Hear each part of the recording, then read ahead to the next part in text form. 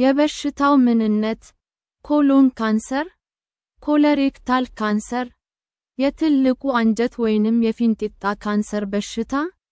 ይህ ማለት የትልቁ አንጀት ወይንም የፊንጢጣ ካንሰር በሽታ ነው። ይህ በሽታ የሚከሰተው ኤፒቴሊየል ሴልስ የሚባሉ የትልቁ አንጀት ወይንም የፊንጢጣ ግድግዳ ሴሎች ያልተለመዱ ሴሎችን ሲያሳድጉ እና እነዚህ ሴሎች ወደ ካንሰር ሴሎች ሲቀየሩ ነው።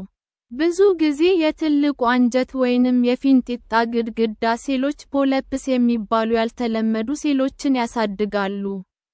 ብዙ ጊዜ እነዚህ ሴሎች ወደ ሌሎች የሰውነት ክፍሎቻችን የሚሰራጩ አይነት ሴሎች አይደሉም።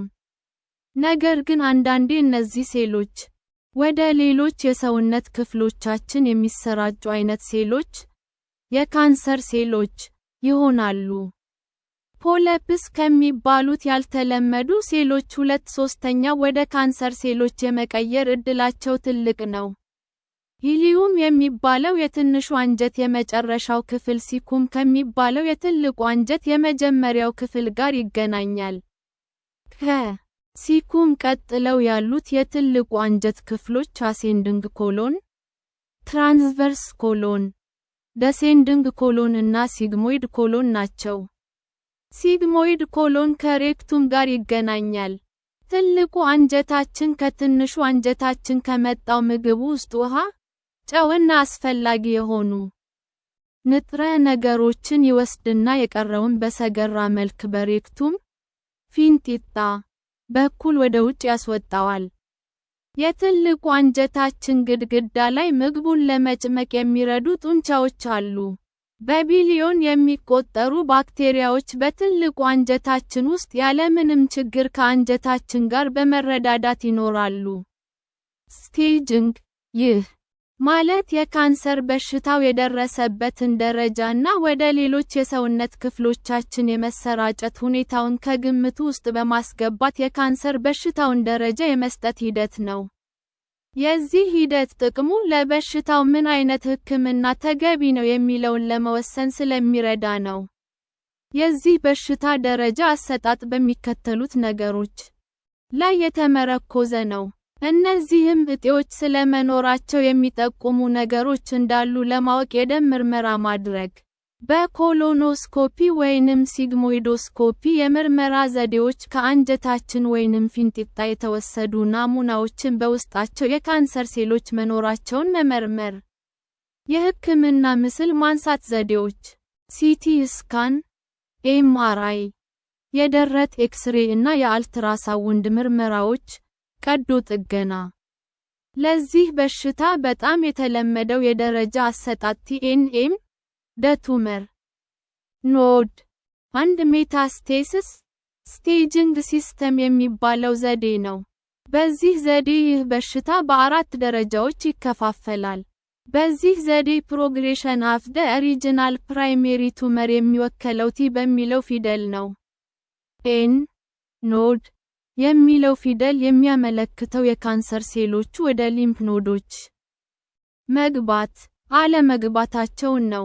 ኤም ሜታስቴሲስ የሚለው ፊደል የሚያመለክተው የካንሰር ሴሎቹ ራቅ ወዳሉት ጉበት ወይንም ሳምባ የሰውነታችን ክፍሎች ተሰራጭተዋል፣ አልተሰራጩም የሚለውን ጉዳይ ነው። እነዚህ ፊደላት ከጎናቸው ቁጥሮች አሉ። እነዚህ ቁጥሮች ስለ በሽታው ደረጃ ተጨማሪ መረጃዎችን ይሰጣሉ። ቁጥሮቹ እየጨመሩ ሲመጡ የበሽታው ደረጃ ከፍ እያለ ይመጣል። ደረጃ 1 ስቴጅ 1 ይህ ማለት እጢው የትልቁ አንጀታችን ግድግዳ ላይ ብቻ ነው የሚገኘው ማለት ነው።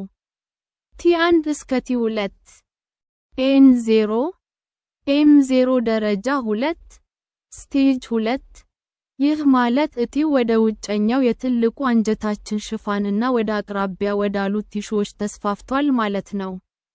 ቲ3 እስከ ቲ4 ኤን0 ኤም0 ደረጃ 3 ስቴጅ 3 ይህ ማለት የካንሰር ሴሎቹ ወደ ሊምፍ ኖዶች ተሰራጭተዋል ማለት ነው።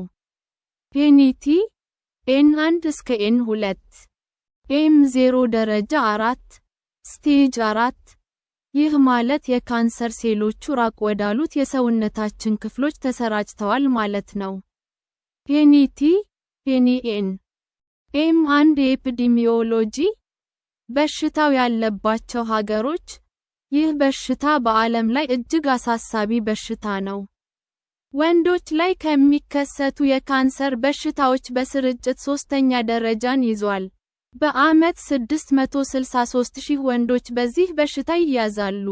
ሴቶች ላይ ከሚከሰቱ የካንሰር በሽታዎች በስርጭት ሁለተኛ ደረጃን ይዟል። በዓመት 571,000 ወንዶች በዚህ በሽታ ይያዛሉ። የዚህ በሽታ 60% በሽተኞች በአደጉ ሀገራት ውስጥ የሚኖሩ ሰዎች ናቸው። በዓለም ላይ በዚህ በሽታ በዓመት 608,000 ሰዎች ይሞታሉ። ሪስክ ፋክተርስ ለበሽታው ተጋላጭ የሆኑ ሰዎች፣ ፋሚሊ ሂስተሪ በቅርብ ያለ የቤተሰብ አባል በዚህ በሽታ ተይዞ ከነበረ፣ ለዚህ በሽታ ያለን ተጋላጭነት እጥፍ ይሆናል። ከአንድ በላይ የቤተሰብ አባላት በዚህ በሽታ ተይዘው ከነበረ ለዚህ በሽታ ያለን ተጋላጭነት ከእጥፍ በላይ ይሆናል። ጄኔቲክ ፋሚሊያል አደኖማተስ ፖሊፖሲስ ኤፍኤፒ የሚባል በሽታ በዘር የተላለፈባቸው ሰዎች ለዚህ በሽታ ይበልጥ ተጋላጭ ናቸው። ፋሚሊያል አደኖማተስ ፖሊፖሲስ ኤፍኤፒ ማለት በሰውነታችን ውስጥ ፖሊፕስ ትርፍ ቲሹዎች የመፍጠር ዕድላቸው ከመደበኛው ሰው የበለጠ ሲሆን ነው።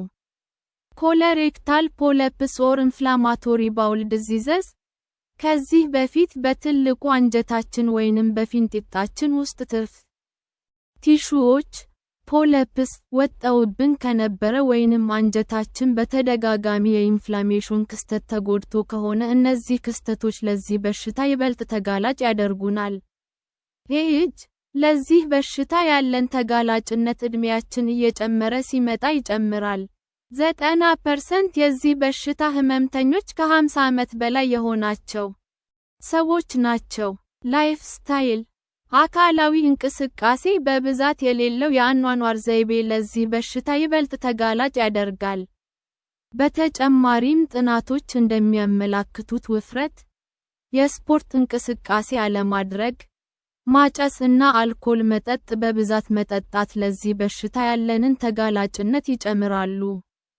ፖቴንሻል ፕሮቴክቲቭ ኤጀንትስ እንደ አስፐሪን ያለ የኢንፍላሜሽን ክስተትን የሚከላከሉ መድኃኒቶች፣ ኖን ስቴሮይዳል አንቲ ኢንፍላማቶሪ ድራግስ ኤንኤስኤድስ ለዚህ በሽታ ያለንን ተጋላጭነት ይቀንሳሉ። በተጨማሪም ፋይበር የበዛበት ምግብ ለዚህ በሽታ ያለንን ተጋላጭነት ይቀንሳል። የሆርሞን ለውጥ ሕክምና የወሰዱ ሴቶች ለዚህ በሽታ ያላቸው ተጋላጭነት ይቀንሳል። ሲምፕቶምስ የበሽታው ምልክቶች ይህ በሽታ ወዲያውኑ ምልክቶችን አያሳይም። ካሳየ ግን የሚከተሉትን ምልክቶች ያሳያል።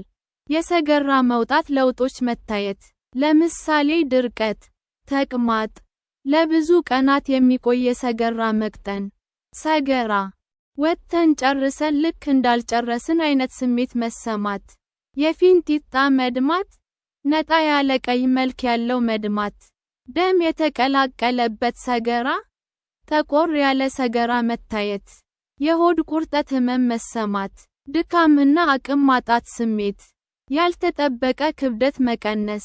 ኮሎሬክታል ካንሰርስ ካን ኦፈን ብሊድ ኢንቱ ዘ ዳይጀስቲቭ ትራክት በጊዜ ሂደት የአንጀት ወይንም ፊንጢጣ መድማት እየበዛ ሲመጣ የቀይ ደም ሴሎች ቁጥር መቀነስን ያሳያሉ። ዳያግኖሲስ አንድ ቴስት የበሽታው ምርመራ ከአካላዊ ምርመራ ባሻገር የሚከተሉት ምርመራዎች ለዚህ በሽታ ይጠቅማሉ። ኮሎኖስኮፒ ይህ ምርመራ ማለት ቀጭን ቱቦ በሰገራ መውጫችን አድርጎ ወደ አንጀታችን እንዲገባ ይደረግና ከዚህ ቱቦ ጋር በተገናኘ ካሜራ የአንጀታችንን የውስጥ ክፍል የማየት ምርመራ ነው። አንጀታችን ውስጥ የካንሰር እጢዎች እንዳሉ ምርመራ ይደረጋል። ናሙናም ይወሰዳል። የካንሰር በሽታው መኖሩ ከተረጋገጠ በኋላ ስለ በሽታው የተሟላ መረጃ ለመሰብሰብ የካንሰር እጢዎቹ ከአንጀታችን ላይ በቀስ ጥገና ተቆርጠው ምርመራ ሊደረግላቸው ያስፈልጋል። ባዮፕሲ፣ ይህ ምርመራ ማለት ከአንጀት ወይንም አንጀት ላይ ከወጡት እጢዎች ናሙና በመውሰድ በውስጡ የካንሰር ሴሎች መኖራቸውን ለማወቅ የሚደረግ ምርመራ ነው። ናሙናው በኮሎኖስኮፒ ምርመራ ጊዜ ወይንም በቀስ ጥገና ሕክምና ጊዜ መውሰድ ይቻላል። በሲቲ ስካን ወይንም አልትራሳውንድ ምርመራ በመታገዝ በመርፌ ናሙናውን መውሰድ ይቻላል። ሌሎች የካንሰር ምርመራዎች ሁሉ በሽታው ለመከሰቱ ሊጠቁሙ ይችላሉ እንጂ በእርግጠኝነት መናገር አይችሉም። የባዮፕሲ ምርመራ ግን በእርግጠኝነት መናገር ይችላል።